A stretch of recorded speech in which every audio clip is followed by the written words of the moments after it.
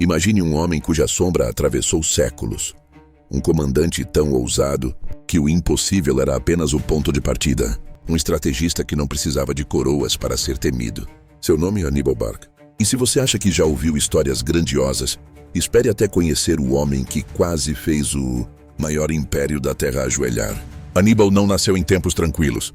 Ele cresceu ouvindo histórias sobre sangue, honra e resistência.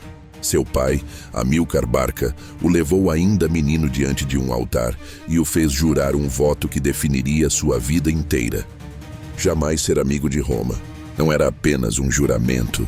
Era uma chama acesa dentro de um garoto que se transformaria no maior pesadelo dos romanos. Desde cedo, Hannibal mostrou que não era um líder comum. Ele não via homens como números, via potencial. Ele não via guerras como disputas, via xadrez vivo. E quando assumiu o comando do exército cartaginês, o mundo percebeu que uma tempestade estava vindo. Silenciosa, calculada e devastadora. Mas nada, absolutamente nada preparou Roma para o que estava por vir. Hannibal decidiu fazer o impensável, atacar o coração inimigo pela rota mais improvável. Nada de travessia marítima, nada de rotas seguras. Ele escolheria um caminho tão brutal que nenhum general sensato ousaria tentar: os Alpes. Imagine-se lá. Ventos que cortam como lâminas, montanhas afiadas como lanças, gelo engolindo homens inteiros. E ainda assim, avançar. Hannibal marcha à frente de milhares de soldados, cavalaria, aliados ibéricos, númidas e elefantes de guerra. Criaturas colossais atravessando neve profunda, escorregando em penhascos, sobrevivendo por pura determinação.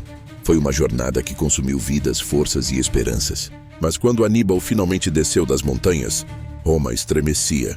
Não era apenas um exército, era uma aparição. Um inimigo surgido de onde ninguém acreditava ser possível. E então, o caos começou. Na Trébia, Hannibal transformou o inverno em arma. Deixou os romanos congelados, famintos, debilitados. E então, os esmagou como se cada movimento tivesse sido ensaiado 1000 vezes.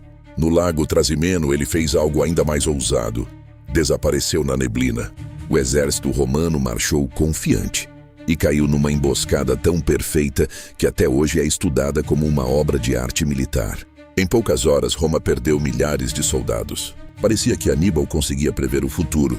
E então, veio Canas, a maior demonstração de genialidade tática que o mundo já viu. Roma reuniu um exército gigantesco, acreditando que, desta vez, o número venceria o talento. Mas Hannibal não jogava o jogo comum. Ele não respondia à força bruta com força bruta. Ele permitiu que Roma avançasse, fechou-se ao redor dela e destruiu o maior exército romano já reunido até então. Foi um golpe tão devastador que muitos senadores acreditaram que Roma cairia imediatamente. Mas o destino, como sempre, é imprevisível. Hannibal venceu batalhas, mas não recebeu reforços suficientes para vencer a guerra. Ainda assim, permaneceu em solo italiano por mais de uma década, obrigando Roma a viver com medo, sempre alerta, como se um fantasma rondasse suas portas. E o mais impressionante, mesmo cercado com recursos limitados, ele jamais foi derrotado em combate direto dentro da Itália. Hannibal era como uma chama que nunca se apagava. Um símbolo de que coragem, estratégia e visão podem dobrar gigantes. Quando finalmente foi obrigado a recuar, não foi por derrota, mas pela falta de apoio político do próprio povo. Roma só respirou aliviada quando ele não estava mais diante de suas portas. Mas mesmo longe, Hannibal continuou sendo uma lenda viva. Governou cidades, reorganizou economias, aconselhou reis. Seu poder não estava apenas no campo de batalha, estava na mente. E quando a perseguição romana finalmente o alcançou anos depois, sua última decisão ressoou como a de um homem que preferiu escolher seu destino a ser capturado. Um fim digno de alguém que jamais se curvou.